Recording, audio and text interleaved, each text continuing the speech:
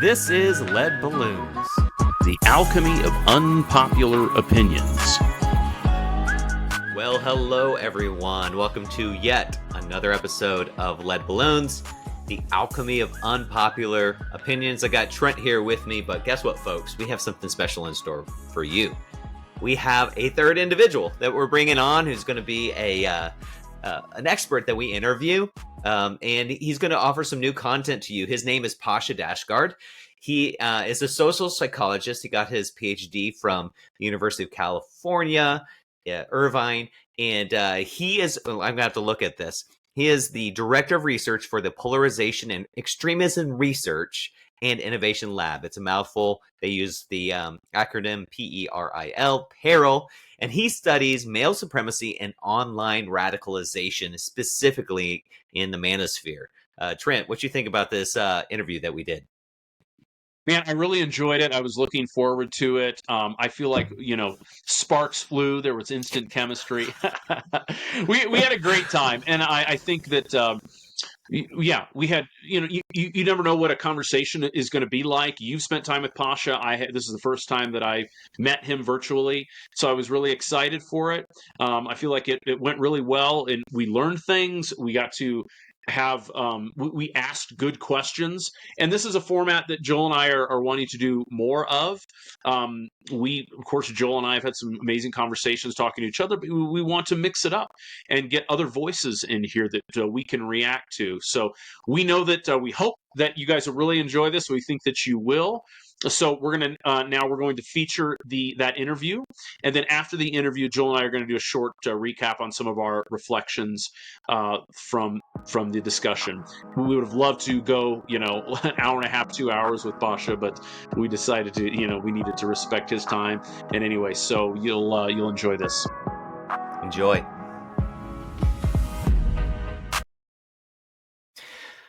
All right, here we are. Pasha, man, it's so good to see your face. Great to see you. Great to see you, Trent. To Pasha. So we're going to go ahead and jump right into this conversation, mostly because we just want to hear your thoughts and your expertise. So Pasha, start us off. How did you become interested in male supremacy and male extremism? Yeah, so it started in college, where I was friends with a bunch of my guy friends. Some of them started getting really into Ron Paul and libertarianism. Mm-hmm. And so this was happening right around the same time that I had started noticing on Reddit this uptick in red pill and pickup artist topics. And it just started to occur to me that there was this new type of kind of conservative ideology that was particularly interested in things that older conservatives, boomer conservatives, my parents were not interested in. And so it was this kind of I could see that there was a sort of a new interest in a different type of conversation. The conversation was a lot more about dating and relationships. It was less kind of overt racism, and it was more talking through ideas and ideologies that were very different from what appealed to your parents or your grandparents. And so then I went to so I sort of was noticing that on the background, and then I got into a PhD program in 2016 and had been doing a bunch of research that had nothing to do with that. And then I just kind of picked up on this idea. And then, of course, as the Trump administration the Trump campaign was starting, you could see a lot more of this presence on the internet. And so that was when it sort of shifted for me from a passive thing that I had been sort of coming across to okay, this is a thing that I should really study. This is a thing that I should be systematic about understanding. Nice. So can you tell us a little bit more about so that's kind of how you became interested in these things. Tell us a little bit more about the work that you're doing now, and tell us a little bit about PERIL, Yeah, Polarization, Extremism Research and Innovation Lab, if I'm nailed it. not mistaken.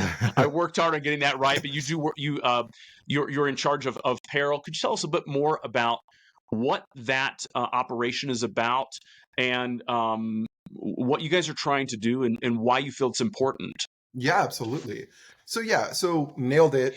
PERIL is a mouthful. The acronym has done wonders for us in that space. Yes.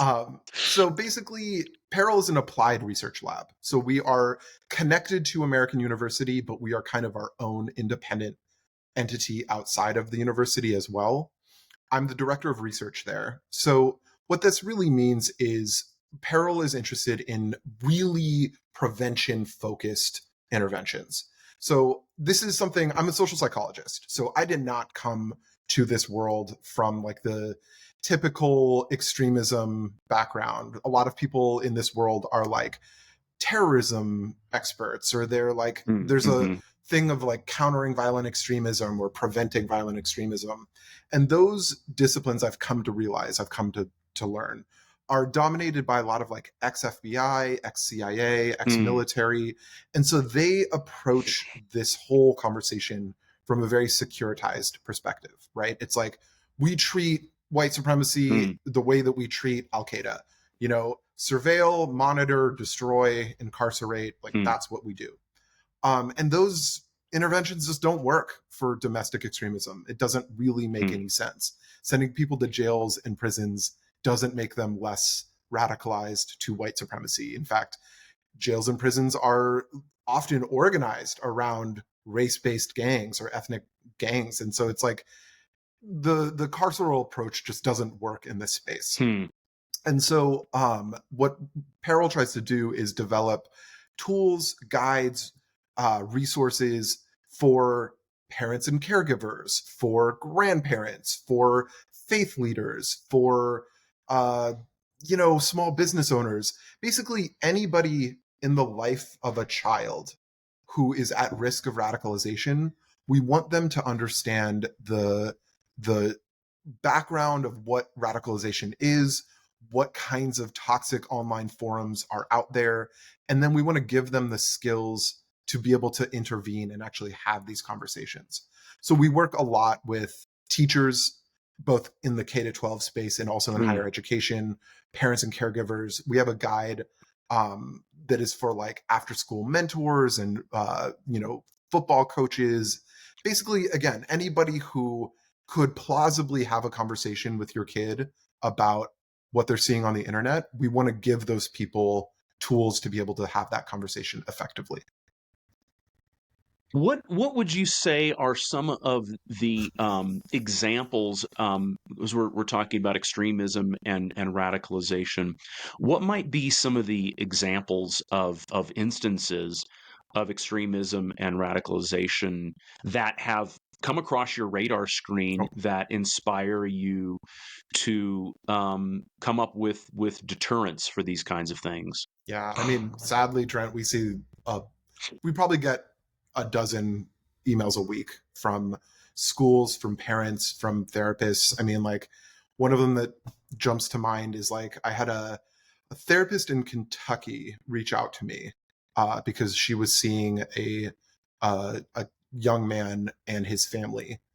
And this young guy went down the like Andrew Tate rabbit hole, and his parents were trying to get him into therapy and get him help because they found out he was like selling credit cards, doing some sort of like scam in order to buy a ticket to Costa Rica so that he could traffic women the way that he learned how to do off of Andrew Tate's website. Wow.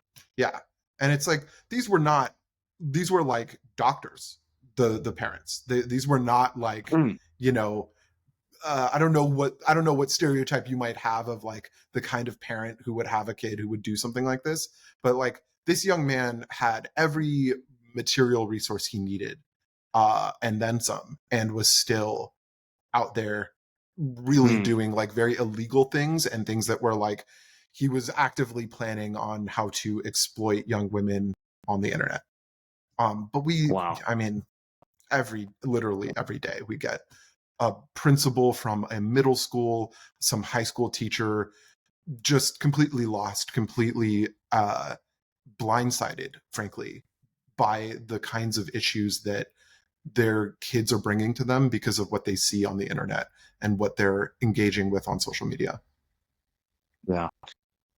Yeah, so my background in these things is probably about 0.1% of exposure compared to what yours is. I mean, I've spent time reading some articles. I mean, reading on masculinity or reading about trends in the culture, and I've also spent a good bit of time.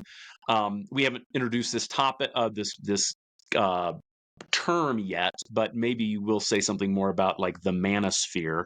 But I have spent some time there, and I think one of the things I'm that sorry. and I would really like to get I'd like to get your commentary, because my feeling where this conversation gets complicated and complex is I do believe that I do think that there are some ideas, or there are even some voices within that space that are saying important things, maybe even good things. And then there are some, and maybe some of those same voices are saying bad things, but mixed in with all of that, then you have kind of the iconic character, the Manosphere character par excellence of Andrew Tate, who is, I mean, he's not my kind of guy at all. I don't think he's a good human being. I think that his concept of masculinity is very truncated, and I think it is very much about hyper materialism and all these kinds of things, and denigrating women and using them in these kinds of things. So I don't like his thing at all. But maybe speak to this, Pasha. Do you feel like there's any redemptive qualities to the manosphere? But maybe before you get to that, maybe you could tell our audience about how you would like define the manosphere, and then maybe you might say something about whether there are any voices that are saying good things, or if you feel like it is kind of just a black hole there. Yeah. So the Manosphere is a collection of interconnected websites, blogs, platforms, apps that all kind of function with the same ideology. That's how I understand the Manosphere, right? So the Manosphere doesn't have to be any particular, there's like subreddits that I would say are connected to the Manosphere. There are Telegram channels and YouTube channels that I would say are connected to the Manosphere. To me, the Manosphere is interconnected through male supremacist ideology, right? So what is male supremacist ideology? It's the simplest way to define this is if you thought the patriarchy was real, then the male supremacy is the worldview that you would adopt, right? So I can get super academic about this if you would like. I can. Sure, please. Oh, okay. All right, great. We're nerds here, Pasha. Wonderful. Listen, I wrote my dissertation on this. I got you. So the patriarchy, let's define some terms. Patriarchy is a gendered system of social relations that elevates some men to positions of power and authority and keeps women from positions of power and authority. It is upheld by two pillars: sexism and misogyny. Sexism is a constellation of beliefs and ideas that rationalizes and justifies the patriarchal social order. So it's content, it's ideas. Misogyny is the threatening, harassing, policing, and physical violence that is met on girls and women who step outside of the patriarchal social order. So it is action, right? This is the Kate Manne definition. Kate Manne wrote Down Girl, The Logics of Misogyny. She's a gendered philosopher. She's amazing. Anybody in your audience, go read Down Girl. It is amazing. So that is her sort of vision of this, right? Patriarchy, think of patriarchy as like a place, right? Welcome to patriarchy, population 3.5 billion people. And then it is held up by content and process, by thoughts and actions. So I extend this idea to what if we took male supremacy, right? Male supremacy is, well, okay, sorry, let me me back up one more second. When I said elevate some men to positions of power and authority, who are those men? Some men, right? Not all men, right? Hashtag not all men. Right? But it's like, who are those men? Those men are the ones, and this is a big fancy academic term, that follow the hegemonic masculine ideal. So you can just get rid of hegemonic. You can just talk about what is the masculine ideal. If you don't subscribe to the masculine ideal, guess what? You're not going to benefit from patriarchy either, right? So if you think of the hegemonic masculine ideal, that's also upheld by beliefs and actions. The beliefs that rationalize and justify hegemonic masculinity, and then what I call toxic masculinity, which is the policing, harassing, threatening, and physical violence that is met on boys and men who step outside of the hegemonic masculine ideal, right? So when we're talking about, what is the manosphere? The manosphere is the websites, platforms, apps that borrow from this ideology, this male supremacist ideology that says men are deserving of being elevated to positions of power and authority. And that we, because of all of these ideas about testosterone and, women are untrustworthy and blah, blah, blah. And then the policing of masculinity through intimidation and violence that everybody on this call has had to deal with at some point or another. So that's what the manosphere is. Are there redemptive ideas within the manosphere? It's a great question. This is how this works. This is how it operates. This is how extremism appeals to people, is that they take really normal, regular ideas and they package them with a bunch of bullshit. And then they sell it to you as if it's a new idea, right? So, let me, as just an example, have you all heard of the Liver King?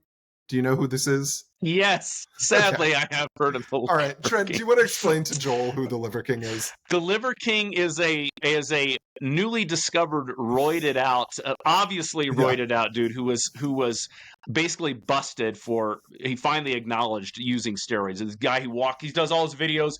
He's all tan. He's got this 5% body fat bodybuilder thing, and he spends his episodes talking about like how to be a man, and he'll just eat like raw liver and raw meat. It's just kind of a chest pumping kind of a. I think I've been exposed to that briefly. Yeah. Okay. Yeah. So the Liver King, right? The Liver King, ultimately, when you get past all of his like bravado, what is he actually talking about? Sleep well, meditate, exercise, eat well, and like focus on your own self, right? Very milquetoast, down the middle kind of self-help advice. Not bad advice. Like, sure, great, do that. But the Liver King packages this all around this like hyper masculinity. He embeds a lot of like white supremacist ideas on the background there. There's all this like, glorifying the Viking culture, like he knows anything about Viking culture. And like Norse mythology, because like Norse mythology has been picked up by some like white supremacy and sort of like nefarious groups online. So it's like, is the Liver King got a good idea or two? It's like, sure, fine. Yeah, that's not a big, like, he's not doing anything new or interesting. None of those guys are. Andrew Tate is not doing anything that hasn't been done by 40 different male supremacy influencers before him. But it's all packaged alongside this like very toxic culture and these very toxic ideas. And so it's like, the appeal of Andrew Tate is in part, I would say, mostly to do with when you see him interviewed by reputable journalists, like real people, the first thing that he says is men are struggling and I'm the only one who's talking about it. And it's like, right. Men are struggling and like we should be talking about it. And then the rest of his solutions are all of the things that actually hurt men, that actually have nothing to do with solving the problems that men are facing and have everything to do with perpetuating toxic ideologies and enriching the guy who's talking about this, whether it's selling a protein shake or chewing gum to make your jaw stronger or tanning your balls because that's going to be a thing that improves your testosterone. That's not a joke. Tucker Carlson on mainstream Fox News had a whole segment on tanning, like naked tanning. So I'm just saying, like, Trent, are there people who are bringing up ideas that would be beneficial to men? I'm sure. That's not surprising because if there weren't, they wouldn't be popular at all. But it's like you can find good content that is directed towards men that doesn't also validate anti-feminist ideas, that doesn't also denigrate women, and that doesn't create this kind of online culture of hopelessness and despair and anger. Yeah. Well, I have a question lined up, but I don't want to cut you off and not give you a chance to ask anything. You've got anything burning? This is fascinating, and this is going to go kind of mostly because Trent and I, we like to dig into the nuances of things. So please don't take too long answering this because I want Trent to be able to answer his other questions. But what are your views? And because like there's a lot of like, first of all, I absolutely agree with most of your assessments there. I'm just like, yeah, this is, even though there is nuances here, it's packaged in these larger narratives. Like these are more like smaller messages packaged in a larger narrative, right? So I can see how that can be very deceptive and is the way to kind of bring especially young minds unknowingly into the deep end of some of this stuff. So that's what I kind of hear you talking about.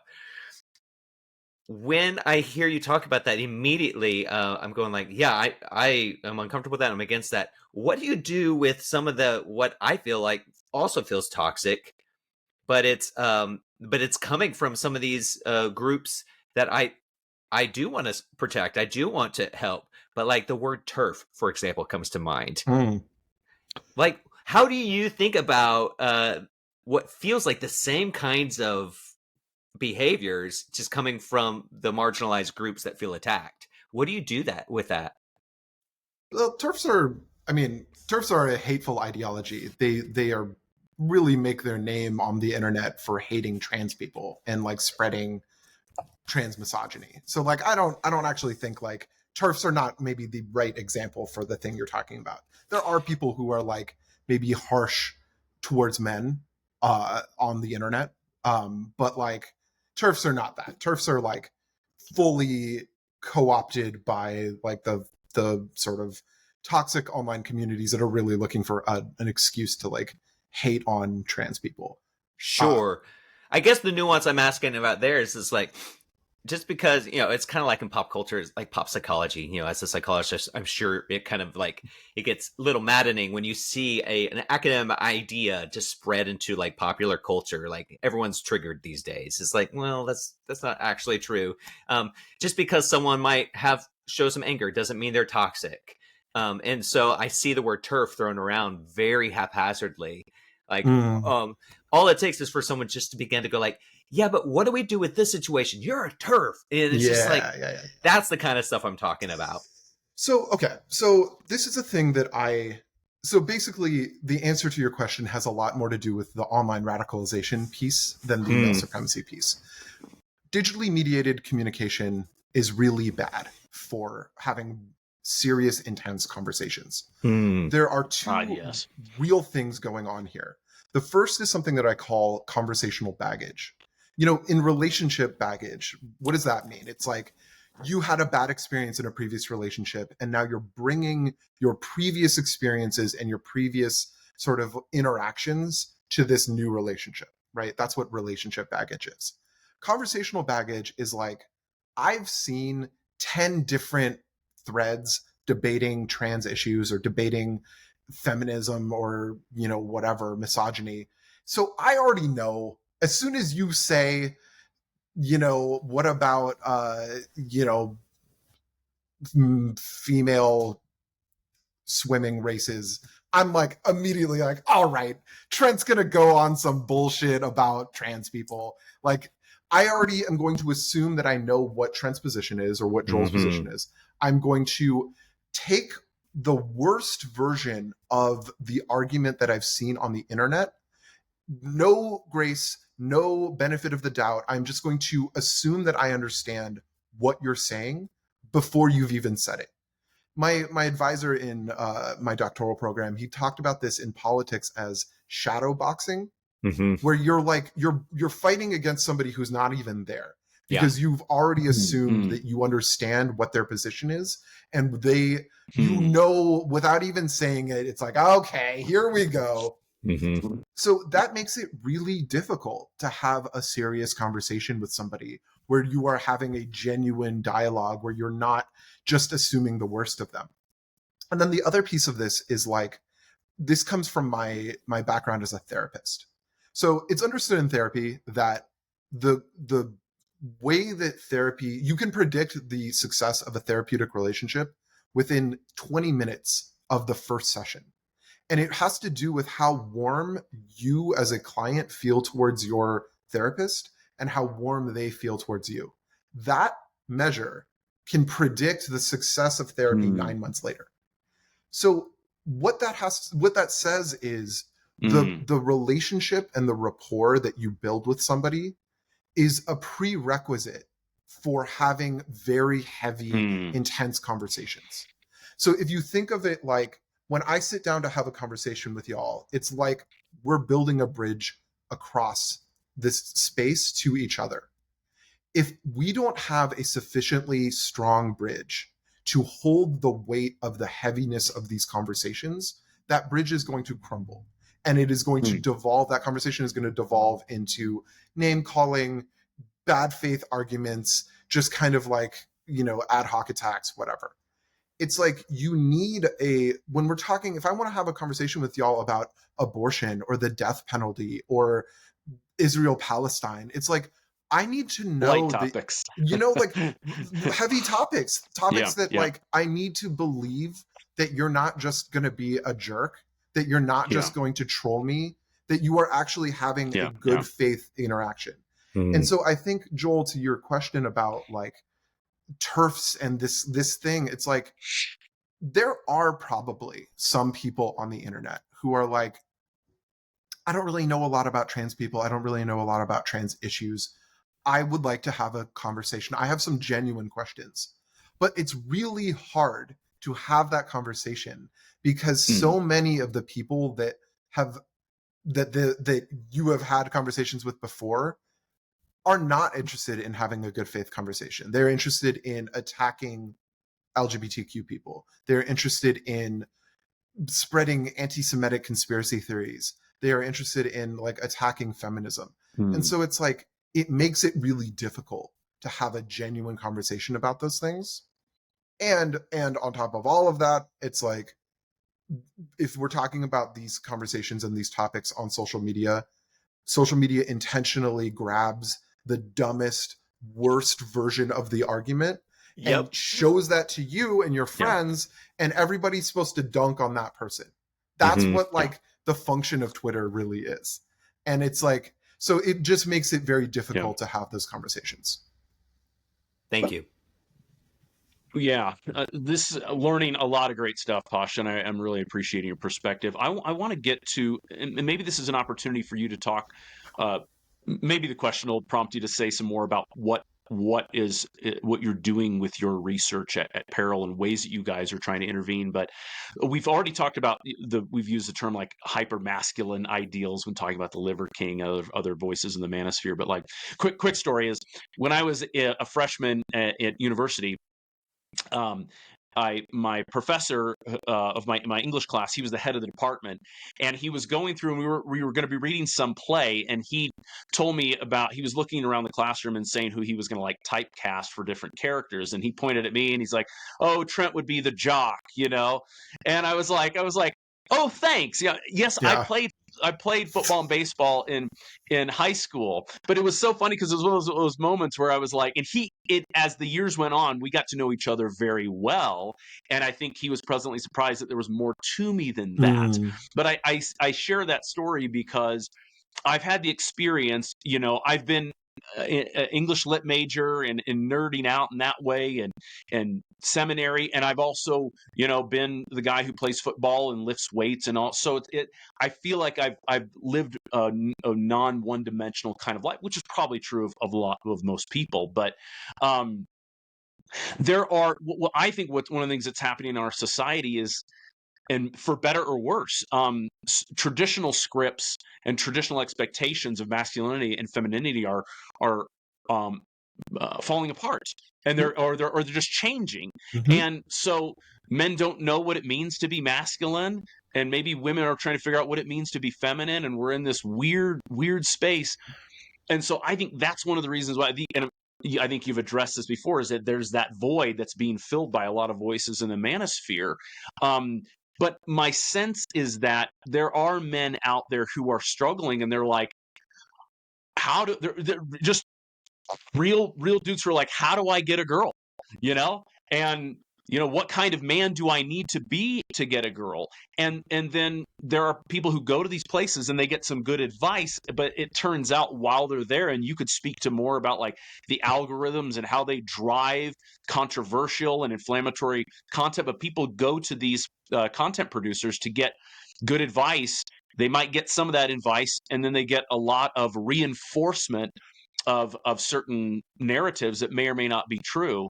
So can I ask you this? I guess all this is a preface to the question, what are some good places where men can go to ask these important questions?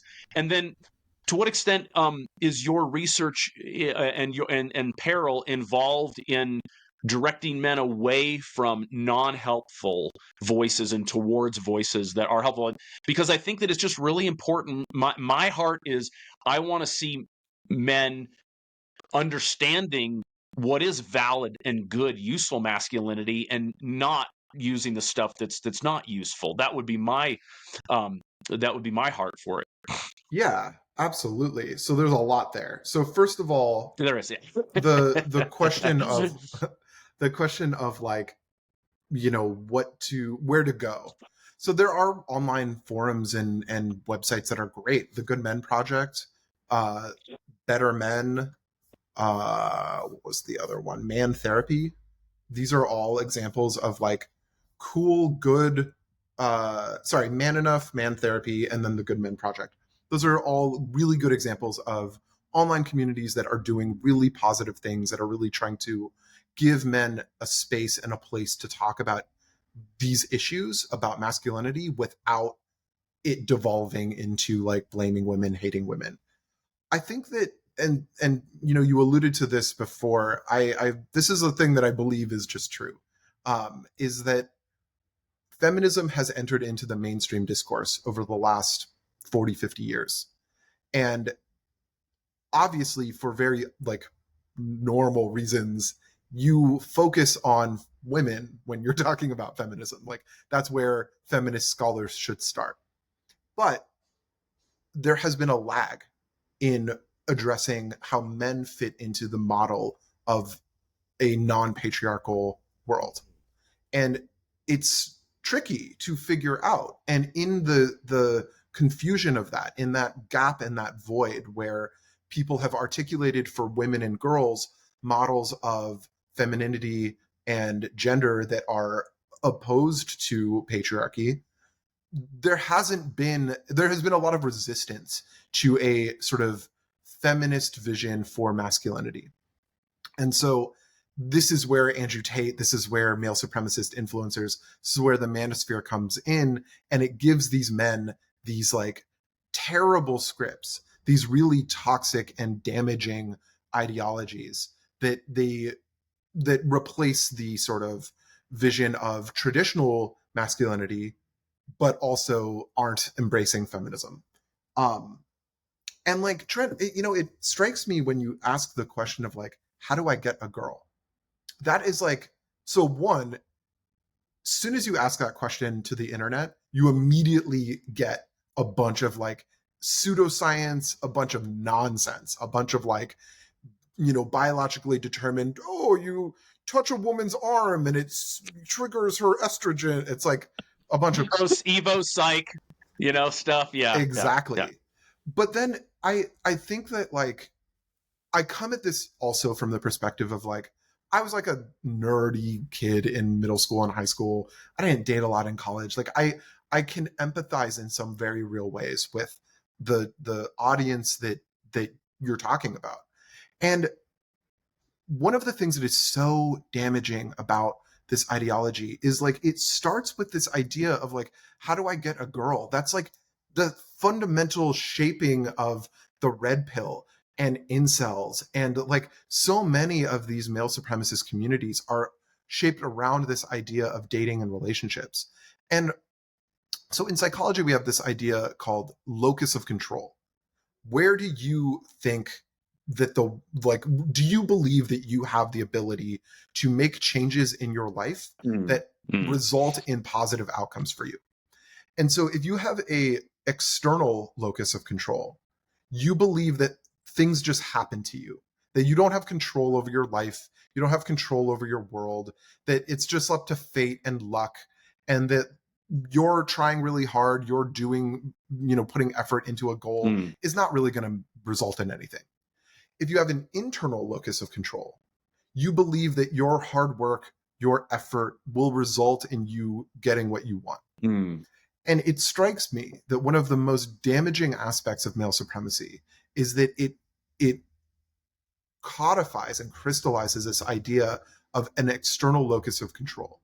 That for these young men, it's like your value comes from your ability to have sex with as many women as possible, to get a 10, right? Those things have nothing to, you're not in control over that. That's somebody else. Right. Yeah. And so that is such a damaging way to approach your life, is to put all of your happiness and sense of self-worth in the hands of other people.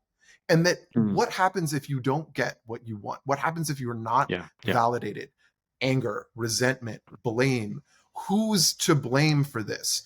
And then comes along an entire community online that says, don't worry, Joel, don't worry, Trent. It's not your fault. It's women. It's feminists. Yeah. It's these people who are your enemies.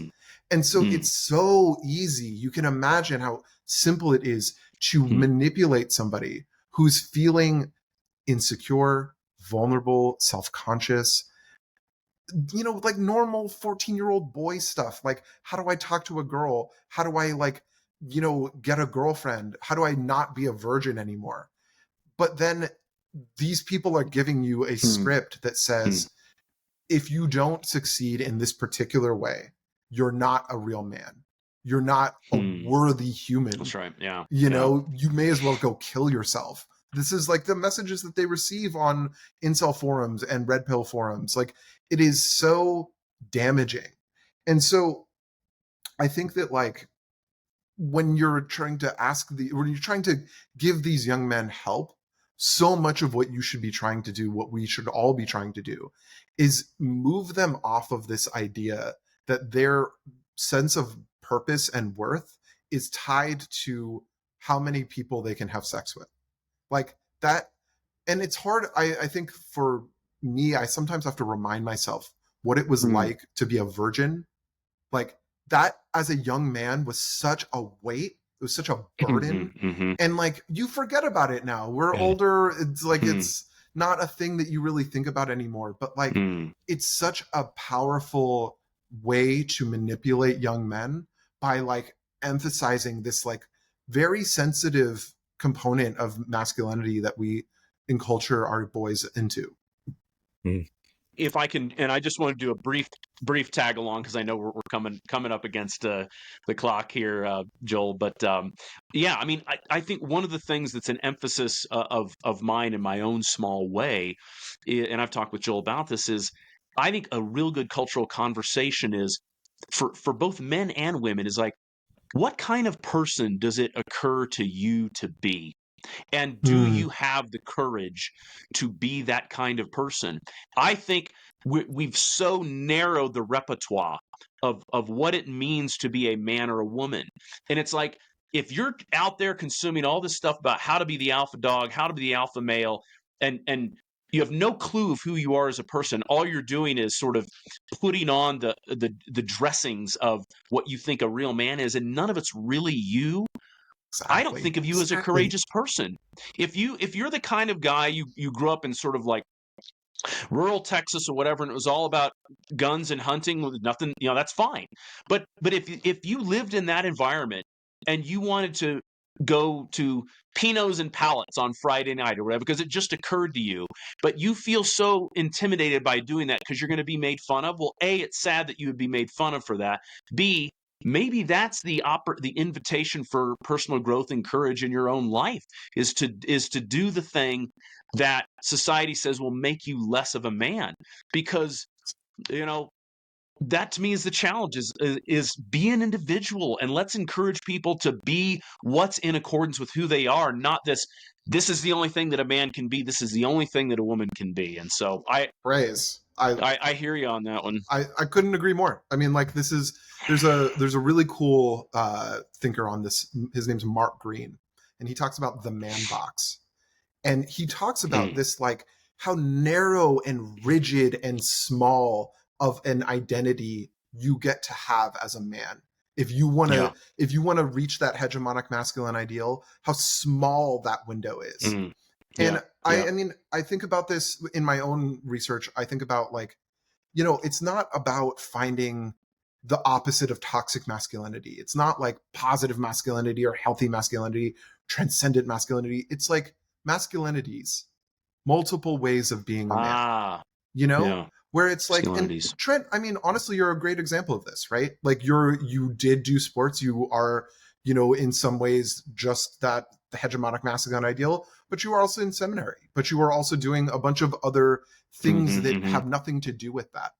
And to me, the modern notion of masculinity, this like male supremacist idea, it's about killing parts of yourself. It's about cutting off parts of your body in order to fit into that box. And it's like the goal shouldn't be, oh, don't work out, don't shoot guns, don't be don't wear cowboy boots. No, do all of those things. And also drink Pinot, and also write poetry, and also, like, don't feel like you need to kill off parts of yourself in order to appease somebody else. Yes. I mean, so much of the bullshit that I see on the internet about masculinity is like, oh my God, like, dessert is feminine and fish is feminine. And like, ridiculous drinking stuff. A Cosmo. Yeah. Like, I only drink old fashions. Exactly. It's like, what are we getting from this? Why can't you admit that you want a mudslide and also you're still a guy? Like, it's ridiculous. I love it. Yeah. Man, Pasha, this has been such a fantastic conversation. I'm so grateful for you coming and sharing your expertise and your wisdom there. And so I'm just going to go and wrap this up. And thank you again for all that you shared. Thank you, guys. This was super fun. Happy to come back and chat about masculinity whenever. We may take you up on that. This has been really good, and I think you're a great source of information and wisdom, Pasha. So thank you very much. Yeah. Thank you.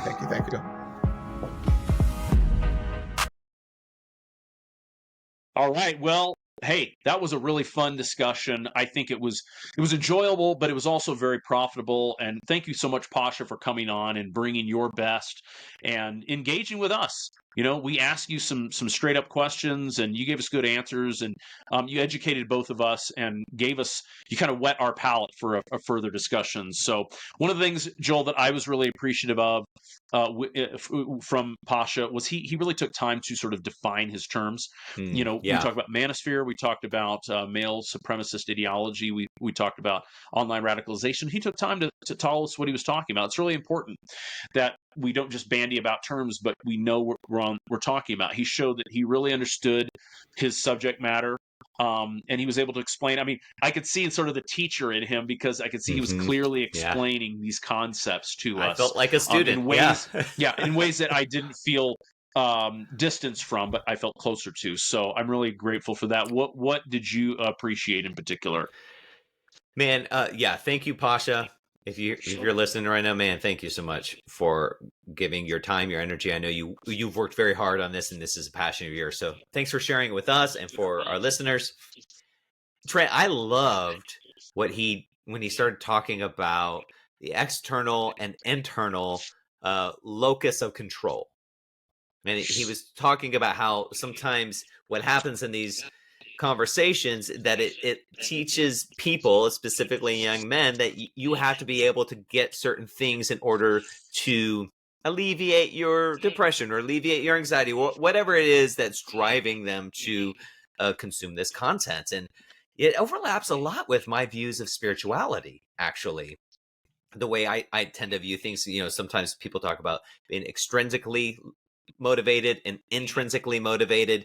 But for me, what it means to be a free spiritual being, which I think all people are by their birthright, free spiritual beings, but we tend to put other things on top of it. So we lose sight of our worthiness. We lose sight of our, the okayness of being me. And we begin to try and find happiness and peace and all these other things outside of ourselves. But the real beautiful work that I think spirituality has been promoting for centuries is that the joy, the happiness, all these sorts of things are actually, they start with you. They start with you. And I think about a guy, a therapist that I talk to, when he talks to men and women who wishes they, oh, I wish I could date someone better. I've been dating horrible people. And the way he would say it to them is like, scale of 1 to 10, this is kind of crude, but if you're a 4, you're going to attract 3, 4, 5s. And if you want to attract higher quality people, you need to become a higher quality person.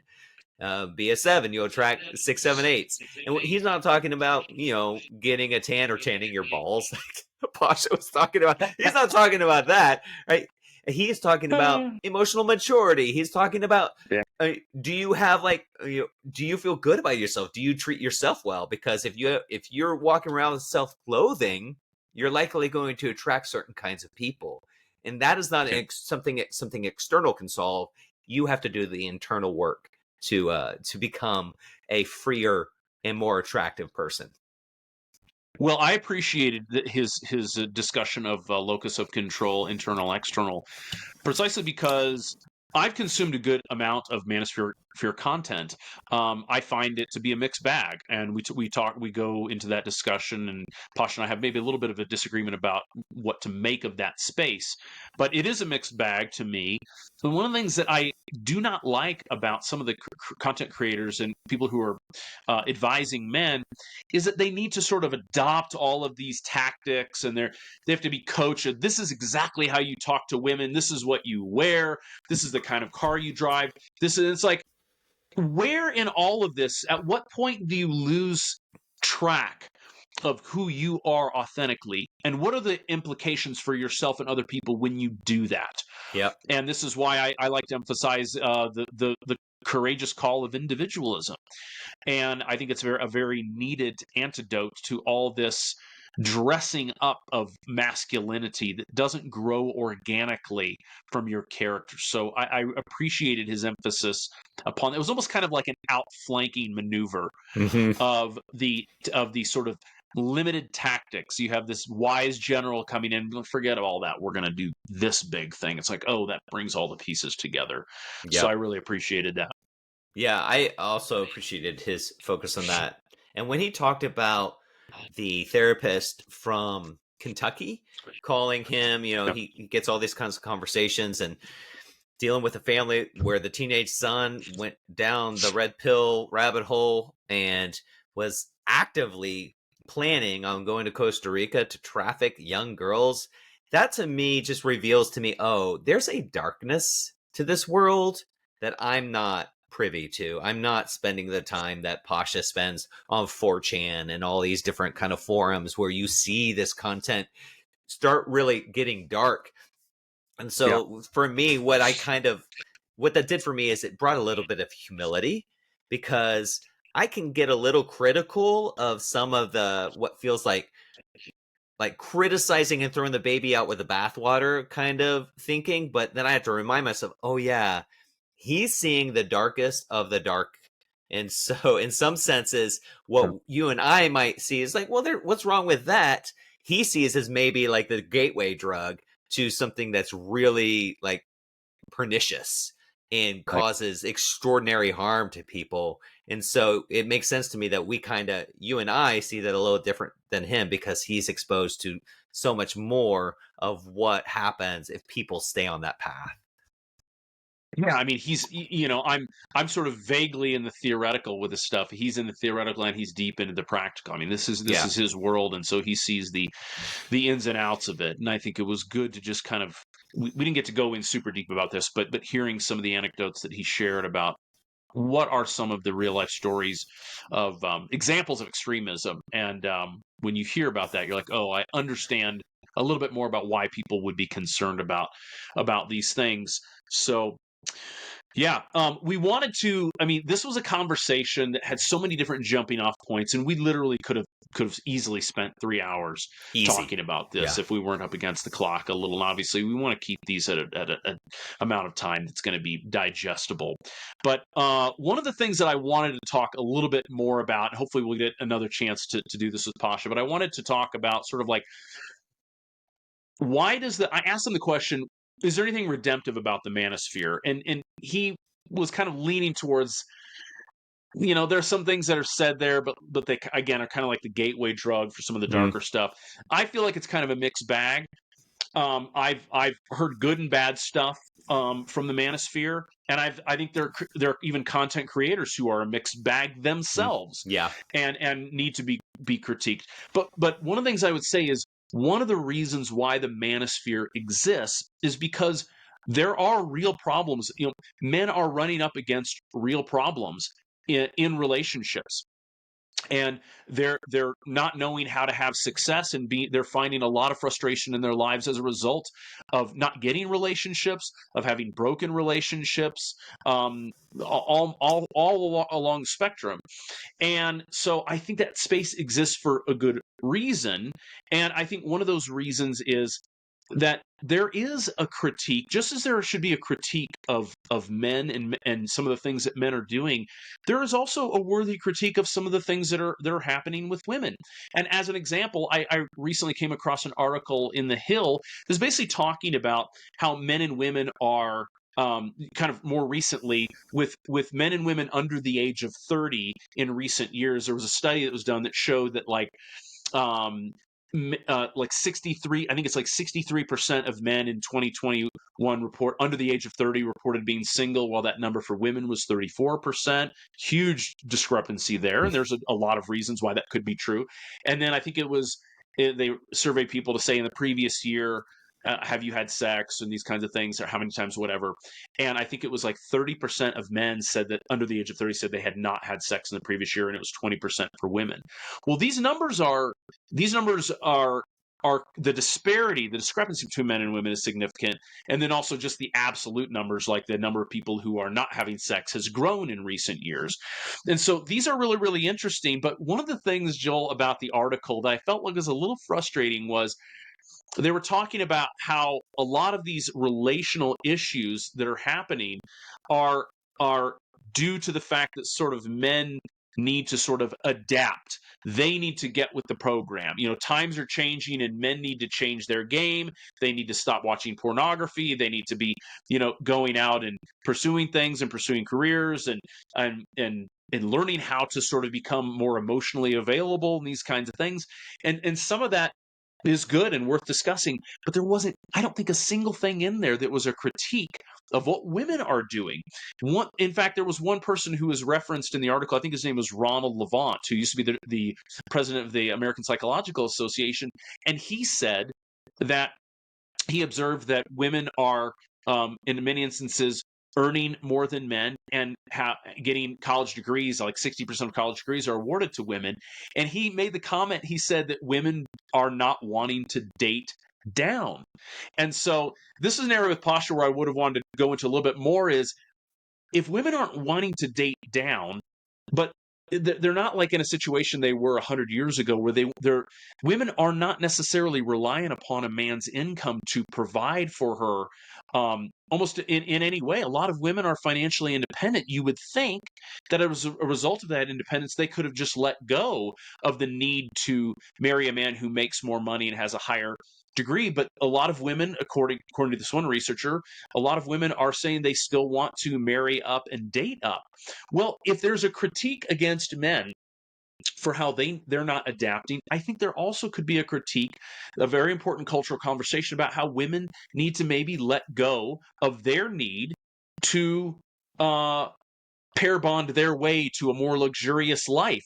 Do you want to find love, or are you simply looking to live in a bigger house and you want to find a man to do that? So I think a lot of these, the manosphere space exists because men are trying to solve problems, and a lot of those problems, a lot of the solutions aren't wonderful, and a lot of them are just downright bad, and we could talk more about that. But these solutions are being proffered because there is a problem that's being perceived. A lot of men are simply put, perceiving that if they're going to have success with women, they need to be making more money and being more masculine and all these kinds of things. And so anyway, I guess what I'm getting at is it works both ways. There is a discussion to be had about what men need to be maybe doing differently, and there's also discussion about things that women can be doing. And I don't think that these discussions need to entail a hatred of the other. Yeah, it makes sense that both men and women are struggling with this shift because patriarchy was in control for a very, very long time of all social orders and societies and countries for centuries. Okay. Now that's shifting for women. Great. I love that. But what I hear in that message is it's saying, men, you need to step up. But I would also say, women, you need to step up too. And both of your stepping up that's happening is letting go of patriarchy.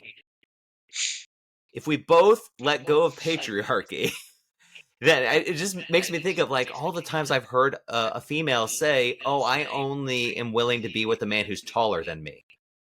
And my immediate thing is like, how is that any less shallow than what these like content creators are creating? How is that different? It's still attracted to this old narrative of patriarchy.